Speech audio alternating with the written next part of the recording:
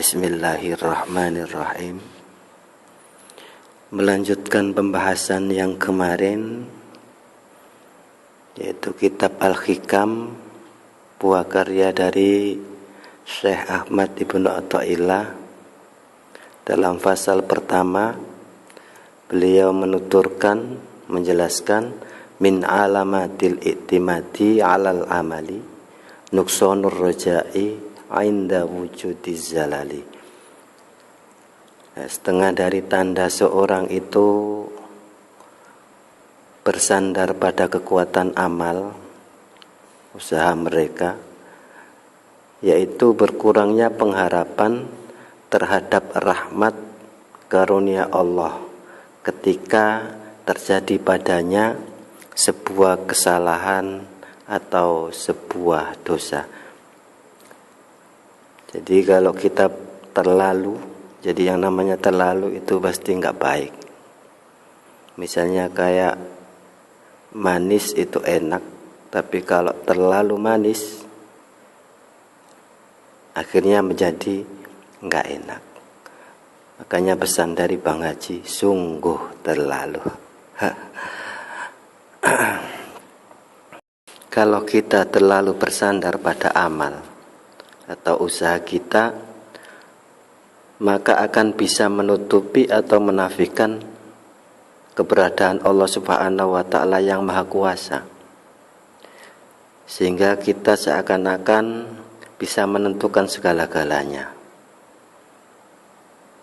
Karena kita merasa bisa menentukan segala-galanya, maka kita akan merasa diri kita paling hebat dan akan mengarahkan kita pada sebuah sifat yang tercela, yaitu sifat sombong atau takabur.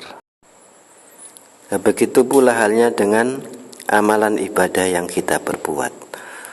Kalau kita terlalu bersandar pada amal-amal ibadah yang telah kita kerjakan, maka seakan-akan amal itulah yang bisa membawa kita ke surga dan menyelamatkan ke neraka, sehingga kita lupa, sehingga kita menafikan akan rahmat dari Allah Subhanahu wa Ta'ala. Karena sering kita beribadah karena merasa kita paling hebat ibadah kita di antara yang lainnya, akhirnya kita akan merasa sombong, merasa takabur, dan merasa paling suci di antara yang lainnya. Inilah yang dialami makhluk yang bernama Azazil, yang bermetamorfosis menjadi iblis.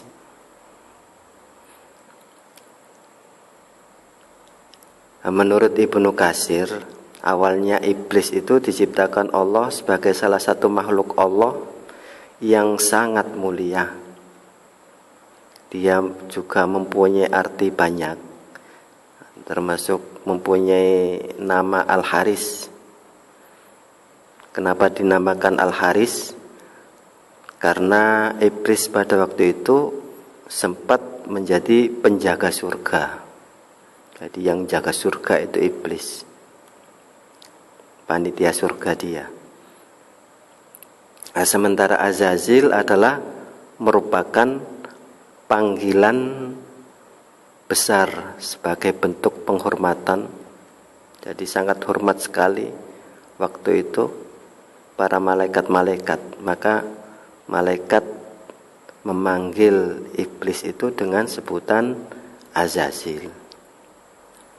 Dan juga masih banyak nama-nama yang lainnya, diantaranya yaitu Abul Qudus, Sayyid Al-Malaikah, dan juga Khazin Al-Jannah. Dan di setiap langit pun juga mempunyai julukan-julukan yang bagus. Langit pertama dia disebut sebagai Ar-Rafi'ah, ahli ibadah atau Al-Abid. Kemudian langit yang kedua disebut Al-Ma'un, ahli ruku' atau Ar-Ruki. Nah, langit yang ketiga ada lagi sebutannya, yaitu Al-Mazina, ahli sujud atau As-Sajid. Kemudian langit keempat, dia juga punya julukan Az-Zahirah, selalu merendah dan takluk kepada Allah, atau disebut Al-Khosi. Nah, langit kelima, dia punya sebutan lagi, yaitu Al-Munirah, atau selalu taat, Al-Qanit. Langit keenam, Al-Khalisah, bersungguh-sungguh dalam beribadah, atau disebut Al-Mujtahid. Kemudian yang ketujuh, langit ketujuh punya sebutan lagi, yaitu Al-Ajibah, sederhana dalam menggunakan sarana hidup, atau disebut Az-Zahid. Itu julukan-julukan iblis pada waktu yang luar biasa, yang begitu luhur dan begitu hebat. Malaikat pun kagum pada iblis pada waktu itu. Sementara bentuk fisik sebelum Adam diciptakan, ternyata Azazil, iblis pada waktu itu, mempunyai wajah yang begitu rupawan dan cemerlang. Mempunyai 4 sayap, banyak ilmu, terbanyak dalam hal ibadah, dan benar-benar menjadi kebanggaan para malaikat pada waktu itu. Sehingga Azazil pada waktu itu dijadikan pemimpin oleh malaikat Karubiyun. Pada suatu ketika, malaikat melihat sebuah tulisan yang terpampang di salah satu dinding surga dan tertulis sebagai ketetapan Allah, yaitu Lauhil Mahfud, yang isinya yaitu, karena kesombongan seorang yang muqarrabin, yang sangat dekat dengan Allah, akan mendapat laknat dari Allah. Melihat tulisan itu, akhirnya para malaikat bingung, gaduh, semuanya menangis tanpa terkecuali, termasuk Israel menangis. Terus Mungkar Nakir nangis juga. Terus siapa ya? Malaikat Malik nangis juga. Malaikat-malaikat yang sangar pada nangis waktu itu. Semuanya menangis.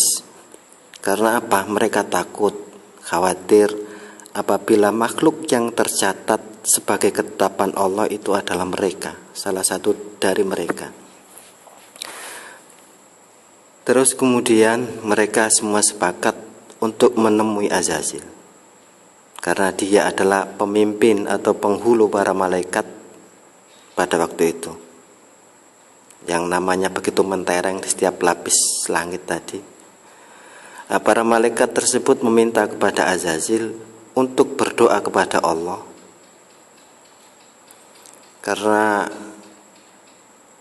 para malaikat tahu bahwa Azazil begitu taat, 120.000 tahun dia mengabdi kepada Allah, dan setiap doanya pasti dikabulkan. Makanya para malaikat waktu itu memohon Azazil untuk berdoa kepada Allah supaya para malaikat itu, mereka semua terhindar dari laknat Allah sebagaimana yang tertulis dalam dinding surga itu.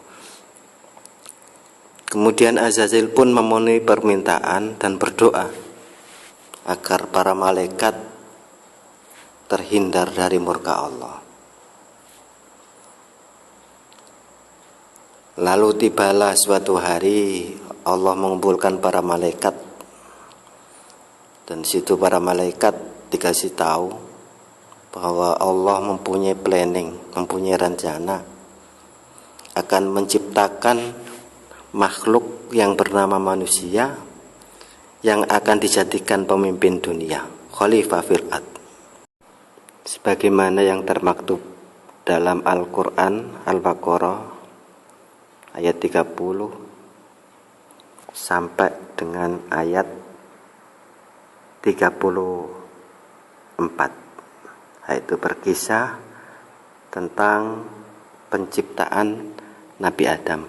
Wa id qala rabbuka lil malaikati inni ja'ilun fil ardi khalifah. Allah berfirman kepada para malaikat waktu itu bahwa Allah akan hendak menjadikan khalifah di bumi. Kemudian para malaikat berkata, qalu ataj'alu fiha may yufsidu fiha wa yasfiku dima wa nahnu nusabbihu bihamdika wa nuqaddisu lak. Para malaikat berkata, apakah engkau hendak menjadikan orang yang merusak dan menumpahkan darah di sana, sementara kami adalah makhluk yang rajin bertasbih memujamu dan menyucikan namamu. Kemudian dijawab oleh Allah Subhanahu wa taala, qala inni a'lamu ma la ta'lamun. Hai para malaikat, kamu enggak tahu apa-apa. Aku mengetahui apa yang kamu tidak tahu. Nah, kemudian setelah diciptakan Nabi Adam, wa 'allama Adamal asma'a kullaha. Kemudian Nabi Adam diajarkan oleh Allah Subhanahu wa taala nama-nama benda semuanya. Tsumma aradahum 'alal malaikati, kemudian dia perlihatkan kepada para malaikat, faqala ambiuni bi asma'i haula'i in kuntum shadiqin. Seraya Allah berfirman, sebutkan kepadaku nama-nama semua benda ini jika kamu memang benar. Itu tantangan Allah. Kemudian dijawab oleh para malaikat, qalu subhanaka la ilma lana illa ma 'allamtana innaka antal alimul hakim. Kemudian mereka menjawab, maha suci engkau ya Allah, tidak ada yang kami ketahui selain apa yang telah engkau ajarkan kepada kami. Sungguh engkaulah yang maha mengetahui dan maha bijaksana. Qala ya Adam ambihum bi asma'ihim. Falamma ambahum bi asma'ihim. Kemudian Allah berfirman, wahai Adam, beritahukanlah kepada mereka nama-nama itu. Setelah Adam menyebutkan nama-nama, kemudian Allah berfirman, qala alam aqul lakum inni a'lamu ghaibas samawati wal ardi wa a'lamu ma tubduna ma kuntum taktumun. Bukankah telah aku katakan kepadamu bahwa aku mengetahui rahasia langit dan bumi, dan aku mengetahui apa yang kamu nyatakan dan apa yang kamu sembunyikan. Wa id qulna lil malaikati isjudu li Adam fasajadu. Dan kemudian Allah Subhanahu wa taala memerintahkan kepada para malaikat, sujudlah kamu kepada Adam, illa iblis, kecuali iblis. Aba wastakbara wa kana minal kafirin. Ia menolak dan menyombongkan diri, dan ia termasuk golongan yang kafir. Dan saat inilah Azazil dinamakan oleh Allah Subhanahu wa taala dengan sebutan iblis.